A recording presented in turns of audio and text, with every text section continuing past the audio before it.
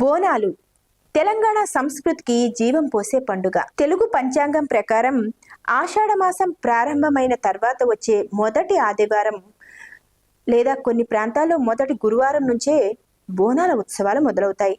ఈ ఉత్సవాలకు శ్రీకారం చుట్టేది గోల్కొండ కోటలోని శ్రీ జగదంబిక అమ్మవారి ఆలయం. తెలంగాణలో సమర్పించే మొదటి బోనం ఇక్కడే అర్పిస్తారు.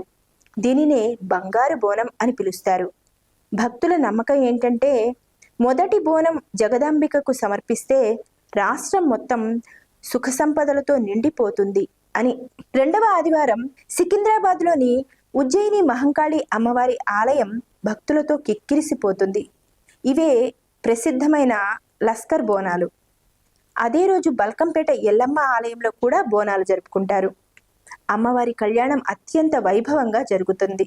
మూడవ ఆదివారం లాల్ దర్వాజా మహంకాళి, చిలకలగూడ పోచమ్మ, కట్ట మైసమ్మ, హరిబౌలి అక్కన్న మాదన్న ఆలయం, శాలిబండ ముత్యాలమ్మ ఆలయాలు లక్షలాది మంది భక్తులతో కళకళలాడుతూ ఉంటాయి.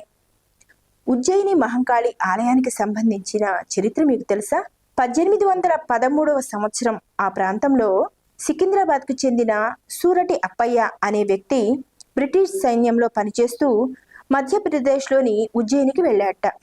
అదే సమయంలో భాగ్యనగరానికి ప్లేగు వ్యాధి వచ్చి వణికించింది. వేలాది మంది ప్రాణాలు కోల్పోయారు.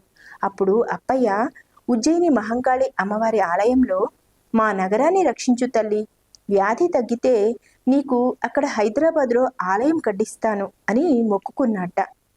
తరువాత వ్యాధి తగ్గింది అని 1817లో తిరిగి వచ్చి ఉజ్జయిని మహంకాళి ఆలయాన్ని నిర్మించి ప్రతి ఆషాఢంలో బోనాలు సమర్పించే సాంప్రదాయాన్ని ప్రారంభించినట్లు అక్కడ స్థానికులు కథనాలుగా చెబుతారు.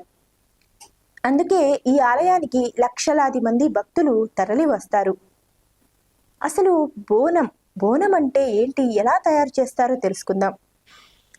ఉదయాన్నే ఇంటిల్లిపాది తలస్నానం చేసి శుభ్రమైన నూతన వస్త్రాలు ధరించి కొత్త మట్టి కుండను తీసుకుని బియ్యం, పాలు, నీరు, బెల్లంతో తీయని అన్నాన్ని వండుతారు. తరువాత కుండకు పసుపు రాసి కుంకుమ బొట్లు పెడతారు. వేపాకులతో అలంకరిస్తారు. పూలమాలలు చుట్టి పైన ఒక చిన్న దీపం వెలిగిస్తారు. ఆ వెలుగే బోనం జ్యోతి.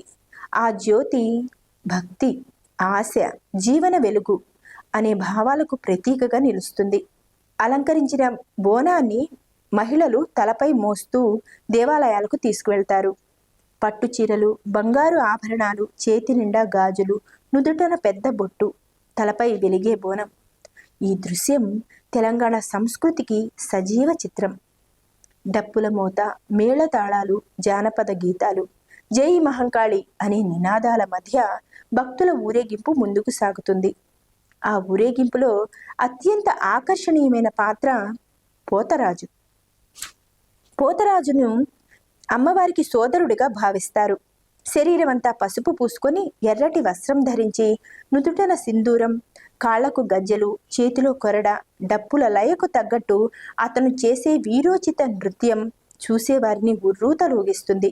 భక్తుల విశ్వాసం ప్రకారం అమ్మవారి శక్తి ఆవహించిన వారిని పోతరాజు నియంత్రిస్తాడని నమ్ముతారు. అతని నృత్యం శక్తికి ప్రతీక, ధైర్యానికి ప్రతీక, గ్రామ రక్షణకు ప్రతీక. బోనాల సందర్భంగా మరో విశేషం ఉంది. శివసత్తులు జుట్టు విరబోసుకుని చేతిలో త్రిశూలం, వేపమండలు, తలపై ఘటాలు, లయబద్ధమైన అడుగులు. వీరిది ఆధ్యాత్మిక భావావేశం. వారు చేసే నృత్యం భక్తులను మైమరిపింపచేస్తుంది. వీరిని అర్ధనారీశ్వరి తత్వానికి ప్రతీకలుగా భావిస్తారు. చాలామంది వారి ఆశీర్వాదాన్ని పొందటానికి క్యూలు కడుతుంటారు. ఇంకా బోనాలలో కనిపించే మరో అందమైన సంప్రదాయం తొట్టెలు. వెదురు కర్రలతో, రంగురంగుల కాగితాలతో అందంగా తయారు చేసిన నిర్మాణాలను ఊరేగింపుగా తీసుకెళ్లి అమ్మవారికి సమర్పిస్తారు. ఇది భక్తి, కళ, సృజనాత్మకత మూడింటి కలయిక. ఇలా భక్తి, సాంప్రదాయం, జానపద కళలు, సామూహిక సంబరం అన్నీ కలిసి బోనాల మహోత్సవం. ప్రతి అడుగులోనూ తెలంగాణ ఆత్మ ప్రతిబింబిస్తూ ఉంటుంది.